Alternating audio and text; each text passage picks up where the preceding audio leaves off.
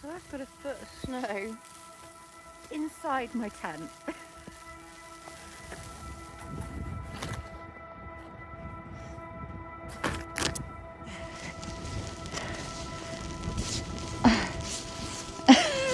Oh my god.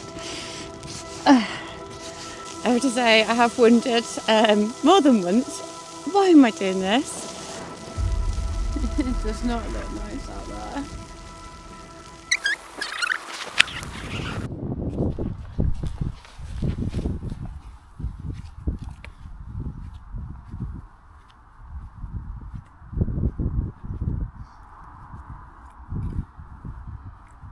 As if walking up hills wasn't hard enough without having to keep coming back up and down with your camera. What?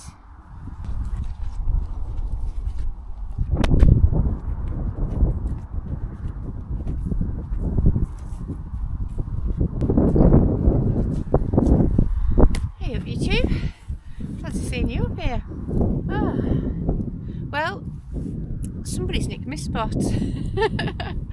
So hi to Walking with my best friend, nice to meet you mate. Go check out his channel. Tonight we are due some snow, and I mean some serious snow. So yeah, we'll see how that goes. We're looking at probably around 20 centimetres of snow, so should be a good dumping I reckon. Anyway, I'm going to get my tent set up and bring you back shortly, I guess.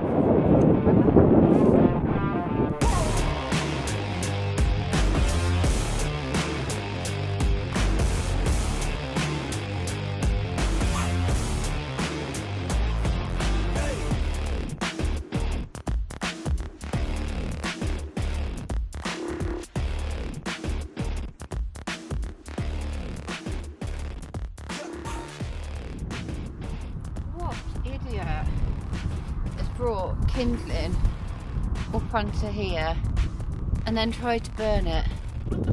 How to start a ball and fire in 2 easy steps. 1. Bring kindling. 2. Set fire to it. Ooh.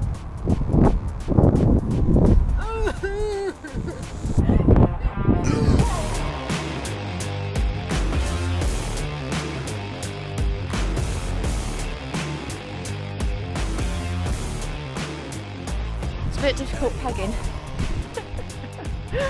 Yeah, it's like the first sort of inch or so of the ground is really frozen, but after that it goes in quite nicely. That's what she said. That went straight in. Oh, sorry about my sniffles. All set up. It's been a long time since I've had it in full on storm mode. I tell you what, she is a beast, isn't she, the Scarp? I don't care what you say. Okay, it's not a Hilleberg.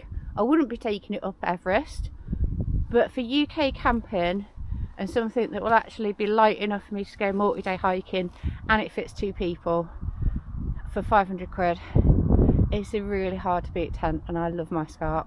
I love my tent. My tent is ace. I love my tent. Yeah, I know, I'm crazy. You gotta be to come out here. It's gonna be like -10 tonight, and this is my idea of fun. I mean, most people are like tucked up in bed and thinking you are actually crazy to come out here, but oh, man, it makes me feel alive, exhilarated and relaxed, like all at the same time. It's weird, I can't explain it. Yeah, just look at those views. You see the that Snake Pass just coming down there. This Lady Bower Reservoir just in the dip of the hills there. This is one of the lesser known edges of the Peak District. I won't be telling you where I am. If you know, you know. If you know, you know. Right, I need to get set up inside my tent anyway, so I'll see you in a mo.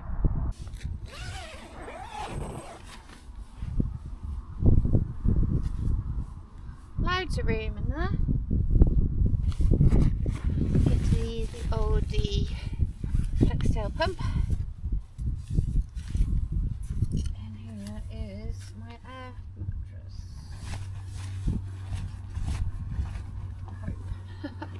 That would be a disaster, wouldn't it, if I'd left it at home? Well, I put it back out on my X-Bed tonight. Tried and tested in serious winter conditions. I've had this down to -10 or so, which is what it's forecast tonight, to be fair. So, yeah, this should be just right. And I haven't got the insulation foam. I haven't got that because this isn't up to the job.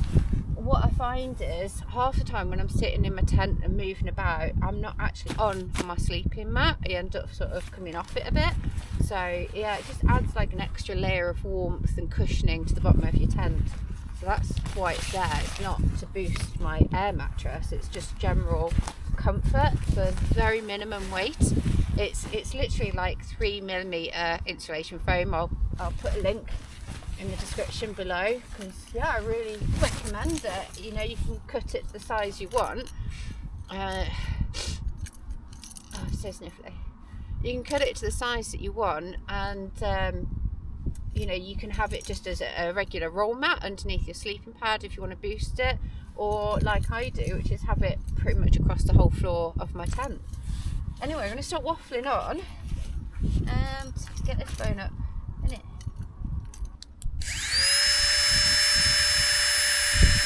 Okay, we're all set up. Back out with a good old rub bag, Rub Scent 900, Bango pillow, X-Bed sin mat. Nice. Feels like ages since I've been back out in the scarp, honestly. I think, when I think about it, I've been out in the bivvy a couple of times lately. I've been hammock camping. I've been out in the hot tent. Yeah, I've not been out in the scarp for a little while. Oh, I've missed her, my baby. I've developed quite an attachment to my tent, in case you couldn't tell. Right, it's getting dark out there now. I think I'm gonna get my thermals on and get toasty and get dinner on the go. Well, that's better. I'm now nice and warm, all in my thermals and everything. Got my puffy jacket on, and yeah, my hat. Thanks Mum for the hat. Next task is let's get some water boiled and get dinner on the go. There we go.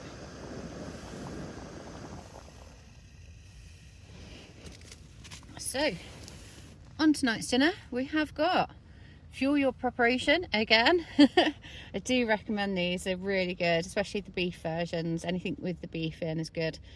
Chili con carne with rice.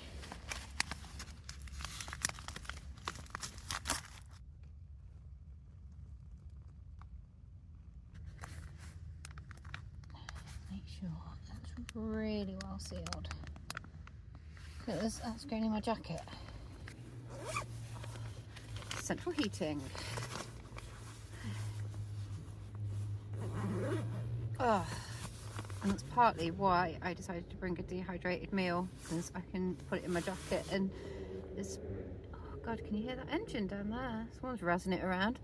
But yeah, you can put it in your jacket and then you've got some extra warmth in there. A little hot water bottle. You can see my breath now. It's cold. It's going to be a cold one, folks. I think that's probably had long enough, so let's have a look.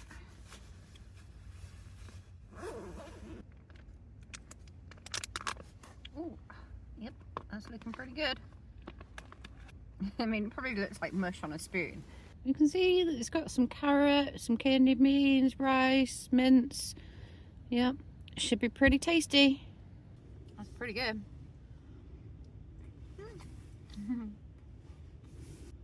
And definitely a tip for winter wild camping is having a nice hot meal. It does wonders for your internal heating system.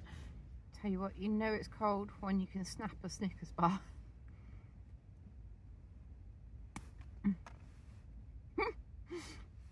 Still no sign of the snow. It's about 7 o'clock, so it is due to start any minute now, but the sky is clear at the moment, so yeah. But it is due to snow all night until about 9 o'clock in the morning. I am so looking forward to this. I just hope the drive back's going to be okay. that was actually a crucial part of my planning on this camp.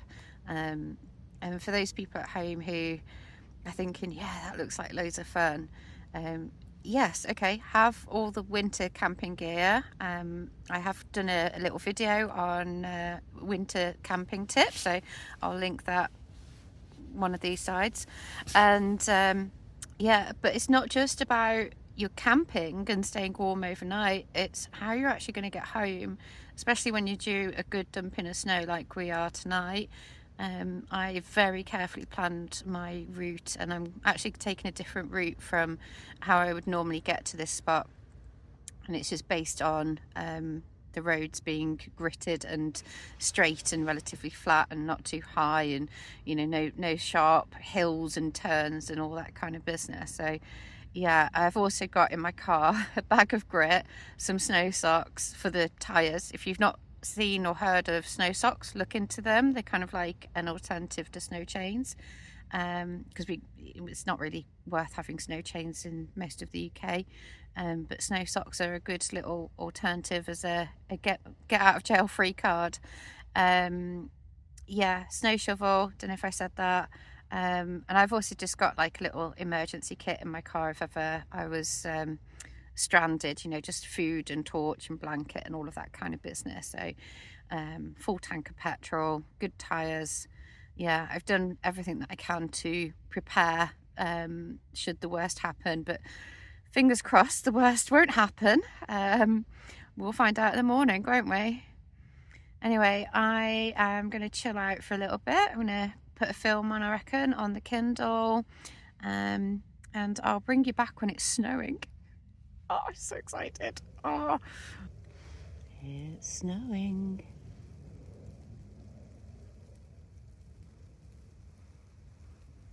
It's only 2 hours late, so let's hope it doesn't carry on 2 hours later, because that will make getting the car out interesting.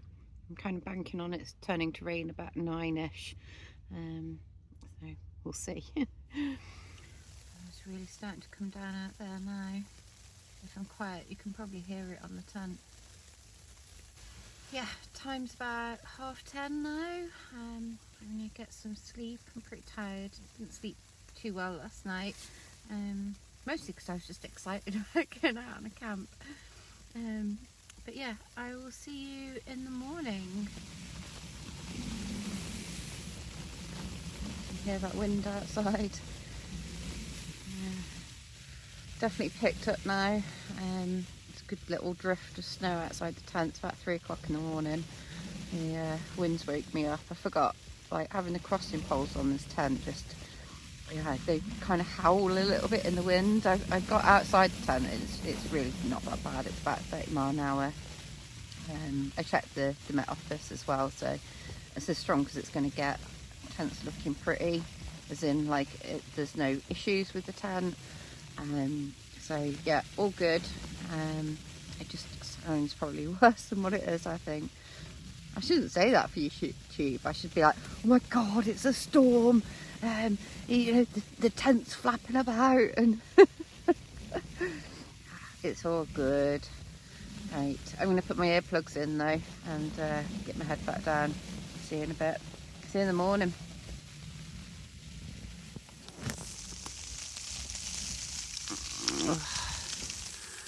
It does not look nice out there. There's snow on this side. Still got a good drift against my tent line.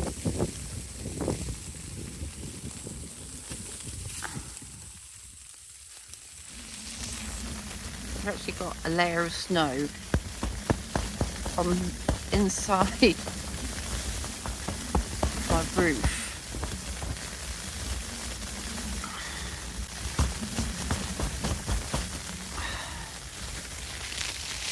Out here. Oh my god. Yeah. This is inside my porch. So I've got a foot of snow inside my tent. It's all the way up to there, look. So, Mr. Henry Shires, if you're watching this, Mr. Park Tent owner, Yeah, your tent, so yes, it is designed for snow conditions. It has crossing poles, which the website says is for snow loading. That ain't going to do you much good if you've got a foot of snow inside your tent, because it doesn't come down to the floor.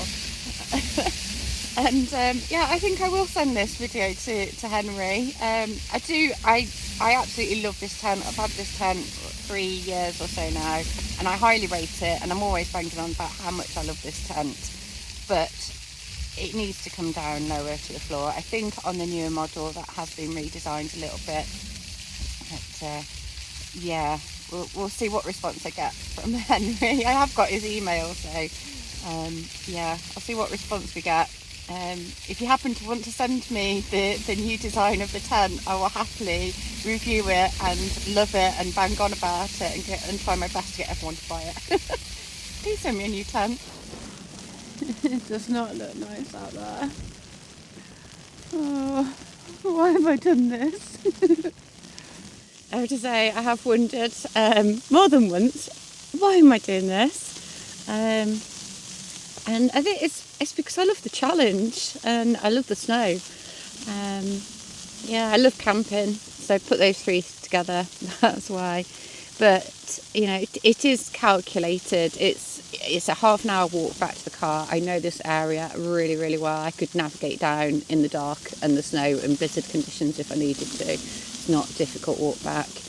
I've got all the gear, all the cold weather gear. I've got extras as well, like, you know, I've brought my ski jacket, which I don't normally do, and I've done little things like just give my boots an extra wax, just so that any moisture that does sit on the boot, it doesn't soak in and my feet aren't sort of unnecessarily cold.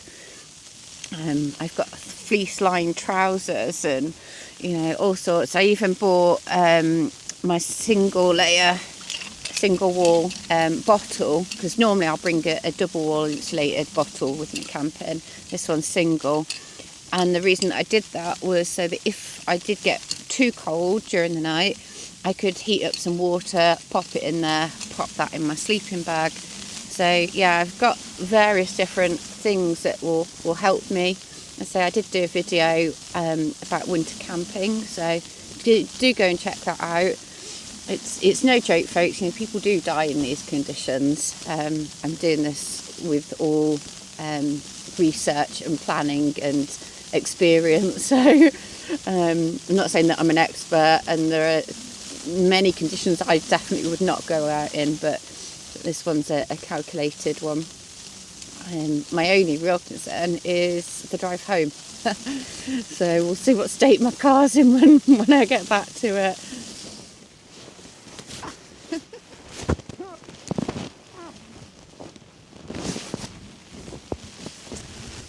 Oh, right. I'm going to finish the last of the packing down, I think, and head down to the car and unbury it from probably what is a mountain of snow. I can't see any cars coming down Snake Pass at the moment, not surprising, because it normally gets closed in the winter anyway when it snows. So yeah, hopefully the road up to Sheffield won't be too bad. So this is supposed to change to rain very shortly, and that should help clear the road then. Well, first job is unbury the tent.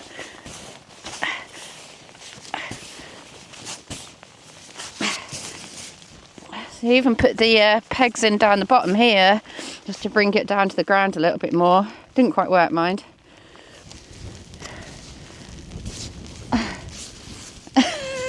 Oh my god.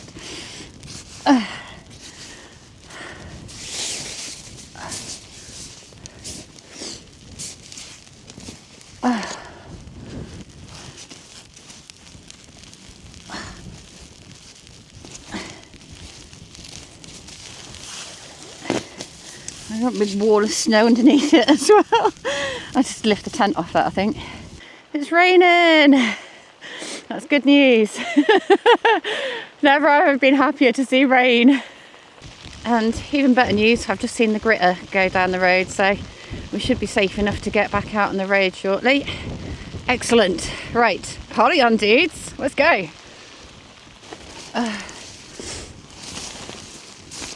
Yeah. Right, there's a fair bit of snow under that.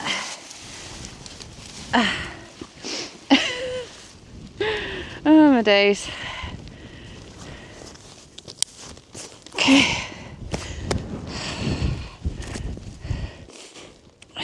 See you in a bit.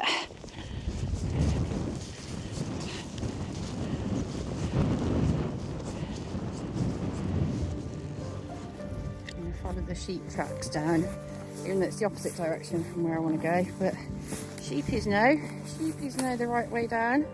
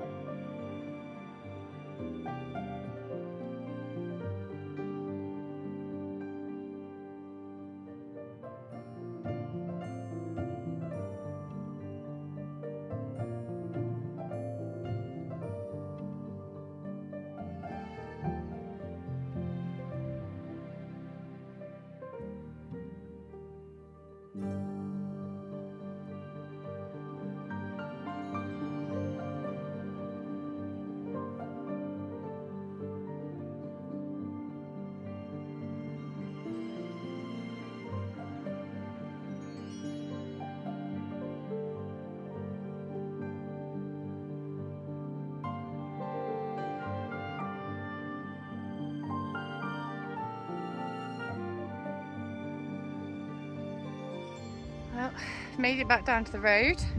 It is open, there's cars going past, which is good news. Even a Fiesta made it up, so but yeah, Liz does look very slushy. Well, back at the car, not looking too bad. Might have to dig it out slightly. Well, we're lucky because the the grit has just been down here, so nice one, grits.